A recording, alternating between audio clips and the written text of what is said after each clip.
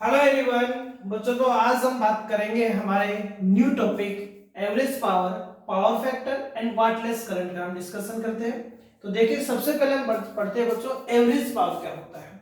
हम average power का formula drive कर रहे हैं। तो फर्स्ट टॉपिक अपने पास में एवरेज या मीन पावर। अब जो हमें पता है ये P mean, P R M, P mean, P average या पी, इस तरीके से हम इसको रिप्रेजेंट कर देते हैं भाई। तो देखो एवरेज पावर क्या होता है, तो आपको पहले पावर का फॉर्मूला निकालना पड़ेगा और उसके बाद में हमें क्या फाइंड करना पड़ेगा बच्चों, एवरेज पावर फाइंड करना है।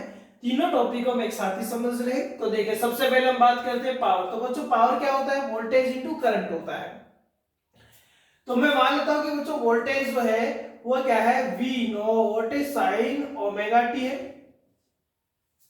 और करंट क्या होता है, I naught sine omega T. अब मैं मान लेता हूं कि बच्चों वोल्टेज और करंट में जो फेज डिफरेंस है वो फेज डिफरेंस कितना है, प्लस या -5 है। कितना है बच्चों, प्लस या -5 है। यानी हम उस कंडीशन का क्योंकि हमें पता है कि जैसे R circuit, L circuit, C circuit, सभी सर्किट में कुछ ना कुछ फेज डिफरेंस होता है। जैसे आर सर्किट में फेज डिफरेंस 0, एल सर्किट में कितना होता है π/2, सी सर्किट में कितना होता है π/2। इसलिए हमने क्या किया है, यहाँ फेज डिफरेंस की कंडीशन में हम क्या कर लेते हैं, पावर फाइंड कर लेते हैं। फिर हम पर्टिकुलर एल सर्किट का, सी सर्किट का, आर सर्किट का एवरेज पावर, पावर फैक्टर बता देंगे। तो यहाँ पर मैंने ये मान लिया कि जो करंट है उसका वोल्टेज के साथ में या दोनों का एक दूसरे के साथ में फेज डिफरेंस कितना है, 5 है। और +5 भी हो सकता है तो -5 भी हो सकता है। अब आपको क्या फाइंड करना है भाई, अपने को क्या फाइंड करना है, पावर। तो बच्चों पावर क्या होता है, पावर P वोल्टेज और करंट का मल्टीप्लाई होगा। तो मल्टीप्लाई कर दीजिए। देखिए आप V कितना है, V not sine omega T. ठीक है, वैल्यू पुट कर दीजिए। I क्या है बच्चों, I naught sine omega T ±5। ये आपके पास क्या आ गया, करंट का वैल्यू रख दिया। अब देखिए सोल्व करते हैं। तो P equals to V naught I naught को साथ लिख देते हैं और ये कौन है बच्चों, साइन ओमेगा टी है। अब यह देखिए आप, यह साइन ए प्लस बी है, साइन ए माइनस बी का फॉर्मूला बन रहा है।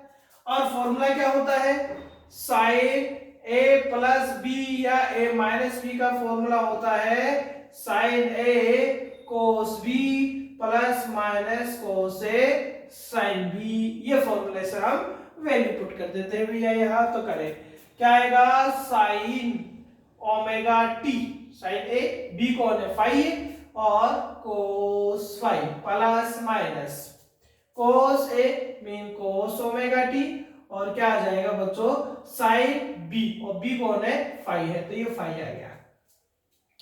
अब इस पूरे ब्रैकेट को आप यहां बाहर मल्टीप्लाई कर दीजिए। तो पावर का फॉर्मूला क्या आ रहा है, V naught I naught sine omega T.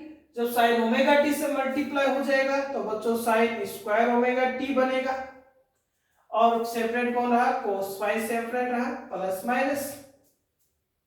इसी तरीके से ये क्या रहेगा बच्चों, वी नॉट आई नॉट, यहां साइन फाई को पहले लिख देता हूं, और ये कौन है बच्चों, साइन ओमेगा टी कोस ओमेगा टी।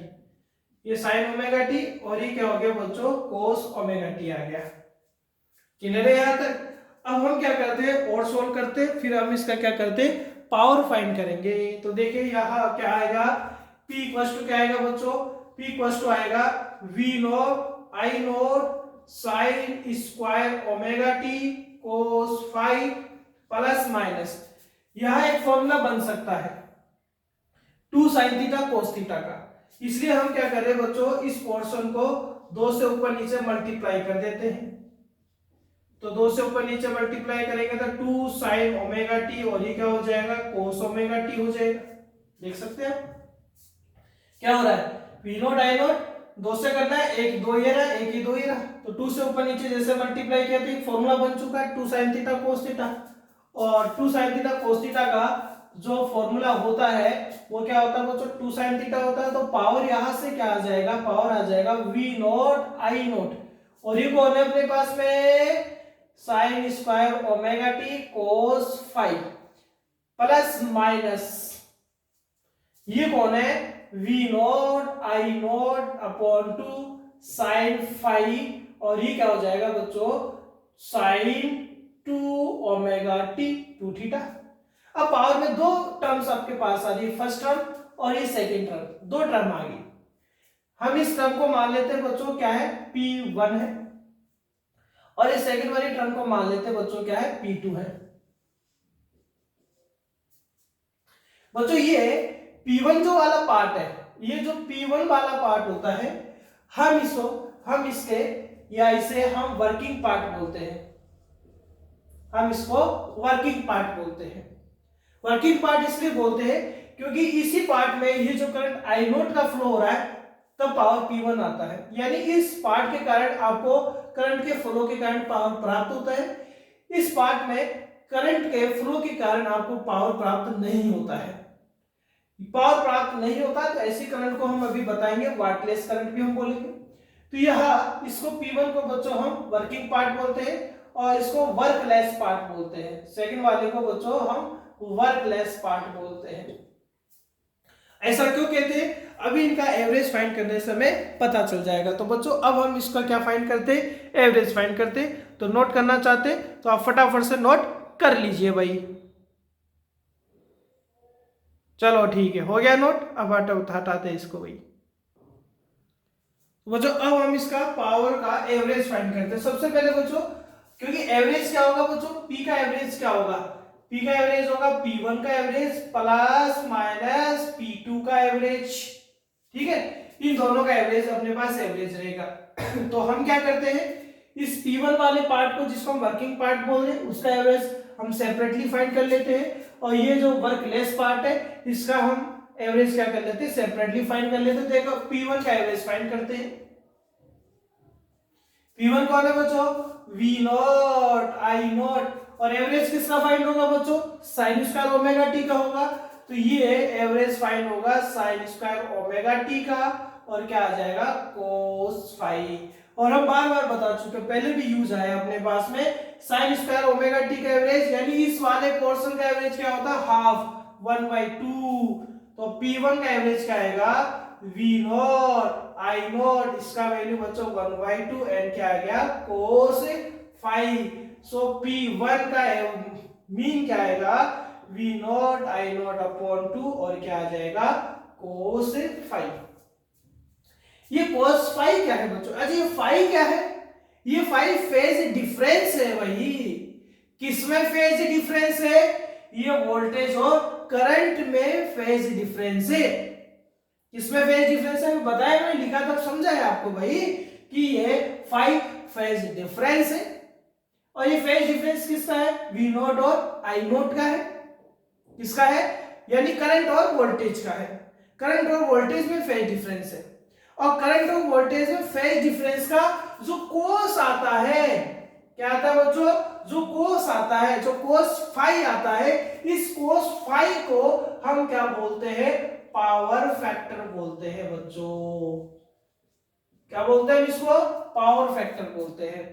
यानी क्या बोलेंगे, वोल्टेज और करंट का जो फेज डिफरेंस है कितना है बच्चों, 5, इसका जो कोस आता है, इस कोस को हम क्या बोलते हैं, पावर फैक्टर बोलते हैं। यानी ये वो फैक्टर है जिसकी वजह से अपने पास में करंट के फ्लो के कारण पावर क्या होता है, कंज्यूम होता है। तो ये हम क्या कह सकते हैं कि ये 5 फेज डिफरेंस का जो कोस वैल्यू होता है हम उसको पावर फैक्टर कहते हैं। अब इस पावर फैक्टर का हमें क्या कर लेना, देखो साथ के साथ चल रहा है, एवरेज पावर फाइंड हो जाएगी दोनों के भी, और साथ के साथ पावर फैक्टर भी अपने को फाइंड हो जाएगा। तो देखें यहाँ पावर फैक्टर का एक फॉर्मूला क्या बन सकता है, यहाँ से P मीन, और ये देखो इसको 2 को कैसे लिख सकता हूं बच्चों, √2 आई नॉट अपॉन √2 एंड क्या आ गया, कोस फाई आ गया। पहले अभी बच्चों P1 का एवरेज ही फाइंड करें। P1 के एवरेज से अपने पास पावर फैक्टर आ जाएगा। और P2 के एवरेज से अपने पास वाटलेस करंट आ जाता है। तो देखिए यहाँ हम देखेंगे 2 को √2 इंटू √2 लिखा, तो V not upon √2 V RMS हो सकता है, I नॉट अपॉन √2 क्या हो सकता है बच्चों, I RMS हो सकता है। तो ये P1 एवरेज क्या आएगा बच्चों आपके पास में V RMS, और क्या आ जाएगा I RMS, और ये क्या आ जाएगा cos phi आ जाएगा। तो cos phi का फॉर्मूला यहां से देखो, ये तो P1 का फॉर्मूला तो आ गया, ठीक है, P1 का दे देते हैं। तो एवरेज P1 का एवरेज तो आ गया, और इस P1 के एवरेज में जो cos phi होता है बच्चों, हम उसको क्या बोलते हैं, हम उसे क्या बोलते हैं, पावर फैक्टर बोलते हैं। अभी अलग से समझा दूंगा, इसलिए मैंने यहाँ नहीं समझा रहा, आगे हम इसका, क्योंकि इसका और फॉर्मूला भी आएगा, तो मैं अभी आगे और समझा देंगे इसको। अभी ध्यान रखिए पावर फैक्टर यहीं पर आ चुका है। तो P1 का एवरेज, इसको देखो V RMS I RMS को क्या लिख सकता हूँ बच्चों, P RMS लिख सकता हूँ।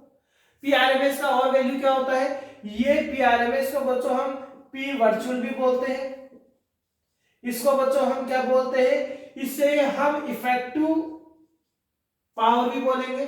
तो इसको P वर्चुअल भी कहा जाता है, इसको P इफेक्टिव वैल्यू भी कहा जाता है, और क्या आ जाएगा cos phi आ जाएगा। ये किसका एवरेज फाइंड हो गया बच्चों, ये एवरेज फाइंड हो गया P1 का।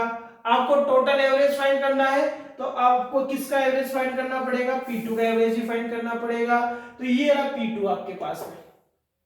तो इस P1 वाले पार्ट में तो देखो कौन आ रहा है, पावर फैक्टर आ रहा है।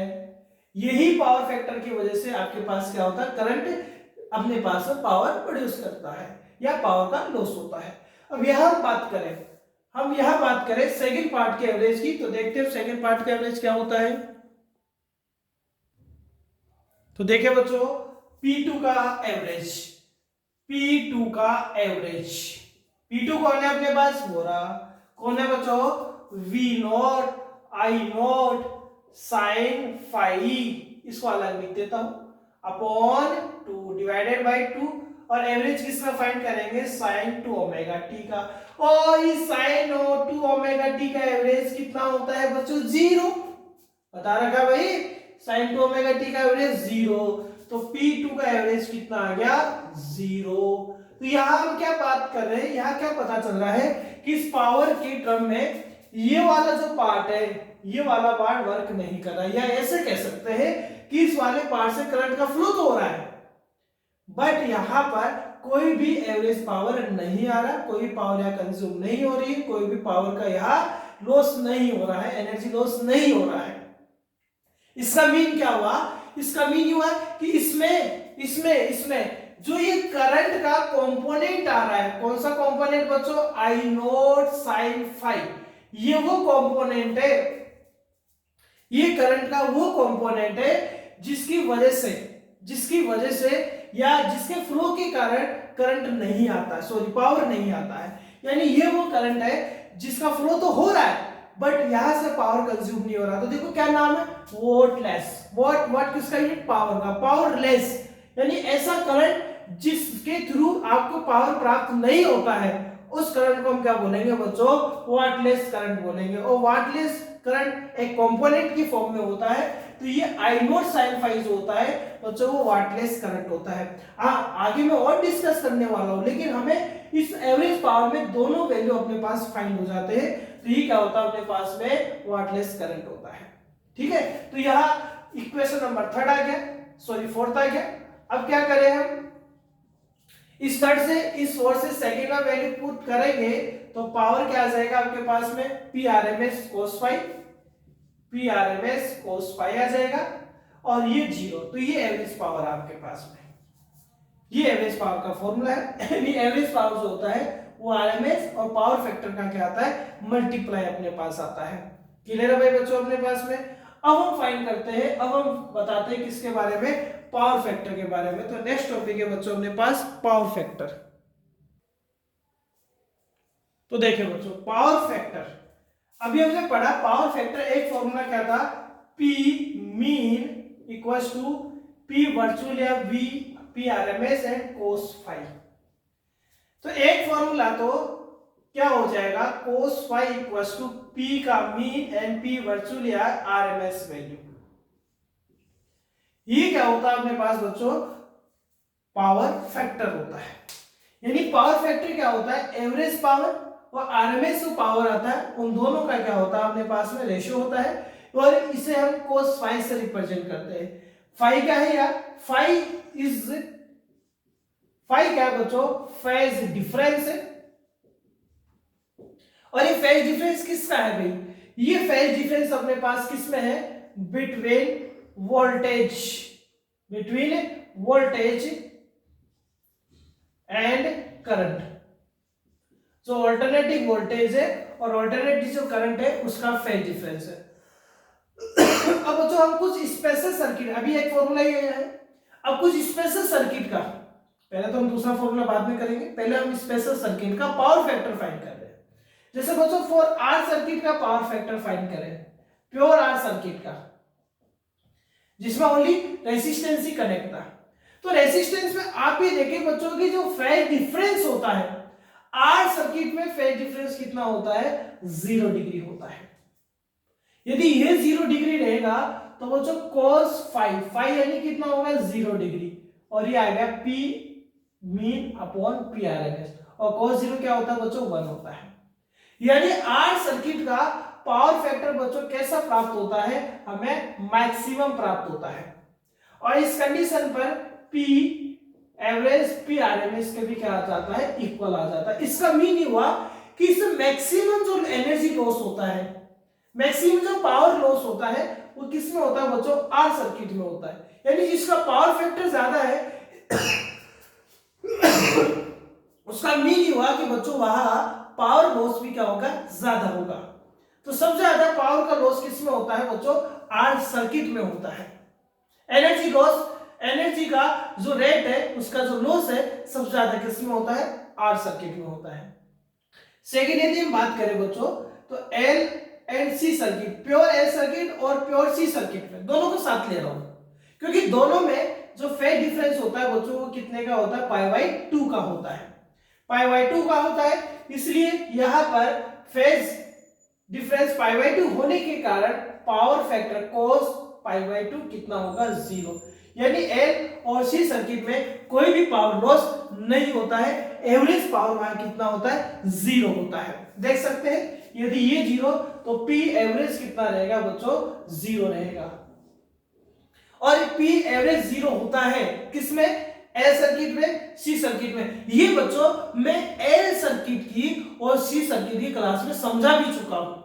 एल सर्किट और सी सर्किट की क्लास में मैंने समझाया है कि उनका एवरेज पावर निकालने का मेथड सिखाया है, और वहां प्रूफ भी करके बताया है कि वहां एवरेज 0 होता था। और क्यों 0 होता था, क्योंकि 1/4 पार्ट में जितना एनर्जी वो लेता था, रिसीव करता था, गेन करता था, उतना एनर्जी का जो लॉस है या उतना एनर्जी वापस से क्या कर देता था। जैसे मैंने बताया इस तरीके से ग्राफ था अपने पास में, ये इस तरीके से पावर का ग्राफ था, पावर ये T/4 था, ये इसी तरीके से T/2 था, ये 3, इस तरीके से बताया था, वो बताया भी है, देख लेना। एल सर्किट और सी सर्किट की क्लास देख सकते हैं। मैंने बताया कि हर 1/4 पार्ट में जितना एनर्जी एल सर्किट और सी सर्किट में जितना एनर्जी सर्किट लेता है उतना एनर्जी वापस दे भी देता है। यानी वहां पर एवरेज पावर लॉस कितना आता था, 0 आता था। नेक्स्ट बच्चों हम बात करें तो नेक्स्ट हम बात करते हैं कौन से सर्किट की, एलसीआर रेजोनेंट सर्किट की, यानी रेजोनेंट सीरीज एलसीआर सर्किट। और हमें पता है कि बच्चों इस में भी फाई कितना आता है, 0। रेजोनेंट एलसीआर सर्किट भी किसकी जैसे बिहेव करता है, तो वो किसकी जैसे बिहेव करता है, अपने पास आर सर्किट की जैसे बिहेव करता था। वहां फेज डिफरेंस निकाल के सीखा है हमने, जो कि 0 डिग्री होता था। तो यहां पर भी cos 0 डिग्री 1 यानी कितना रहेगा, मैक्सिमम रहेगा।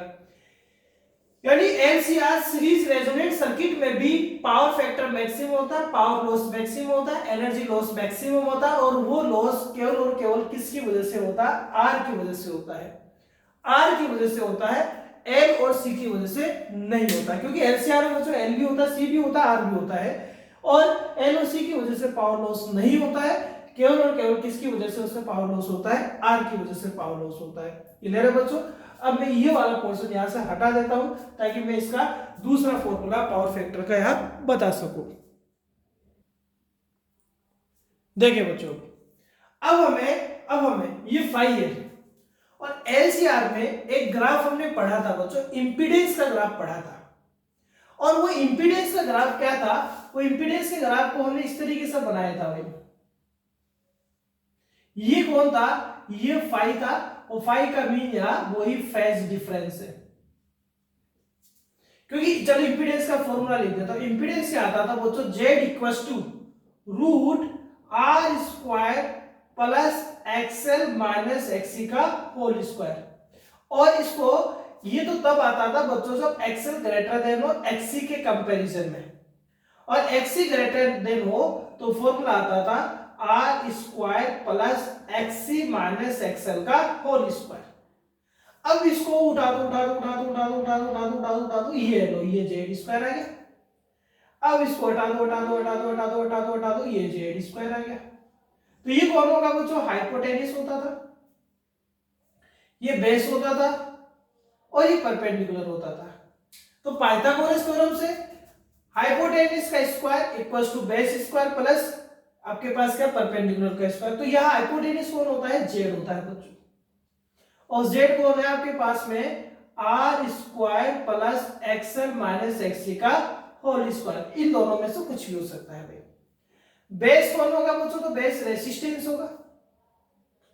और परपेंडिकुलर कौन होगा, एक्सएल माइनस एक्सी, या क्या हो सकता है बच्चों, एक्सी माइनस एक्सएल हो सकता है। बात क्लियर है, समझ में? ये मैं समझा चुका हूं, ऐसा सर्किट में बता दिया मैंने। हमें क्या फाइंड करना है, हमें पावर फैक्टर का फॉर्मूला इनकी टर्म्स में फाइंड करना है, इंपीडेंस रेजिस्टेंस इसकी टर्म में फाइंड करना है। और पावर फैक्टर क्या होता है बच्चों, cos फाई। तो इस ट्रायंगल में अपने को क्या फाइंड करना पड़ेगा, cos फाई फाइंड करना पड़ेगा। देखिए आप इसको हटा देते तो cos फाई यहां क्या हो जाएगा, cos फाई। और cos क्या होता है बच्चों अपने पास में, cos क्या होता है, बेस। cos क्या होता है बच्चों, बेस अपॉन हाइपोटेन्यूस। बेस क्या इसका, आर, ये आ गया। और हाइपोटेन्यूस क्या बच्चों, जेड, तो ये जेड आ गया। तो एक फॉर्मूला अपने पास क्या होता है, आर और जेड का रेशियो होता है। यह जेड अपने पास कितना रहेगा बच्चों, यह जेड अपने पास क्या रहेगा, root R square plus XL minus XC का होल स्क्वायर रहेगा, या एक्सी माइनस एक्सएल हो सकता है। तो पावर फैक्टर बच्चों रेसिस्टेंस और इंपीडेंस का भी क्या होता है, रेशियो होता है। तो ये पावर फैक्टर अपने पास क्या है, रेसिस्टेंस और इंपीडेंस का भी रेशियो है। क्लियर है भाई अपने पास में? ठीक है, अब हम देखते हैं लास्ट टॉपिक, वाटलेस करंट। देखिए बच्चों, नेक्स्ट टॉपिक है वाटलेस करंट। नाम से पता चल रहा है, क्या पता चल रहा है, वाटलेस। वोट यानी पावर, क्योंकि यूनिट पावर का ही, लेस हम समझते, यानी पावर नहीं आएगा। करंट तो होगा लेकिन पावर नहीं आएगा। यानी करंट का एक ऐसा कंपोनेंट भी हमें प्राप्त होता है बच्चों जिसके फ्लो के कारण कभी भी वहां पर पावर कंज्यूम नहीं होता है। इसी करंट को हम क्या बोलते हैं, वाटलेस करंट बोलते हैं। तो ये मैंने अभी समझाया था कि एवरेज P2 के एवरेज में ही अपने पास किसका टर्म आता है, उसका टर्म आता है वाटलेस करंट का, क्योंकि इसका एवरेज कितना आता था, 0 आता था, यानी यहाँ पर पावर कंज्यूम नहीं हो रही थी।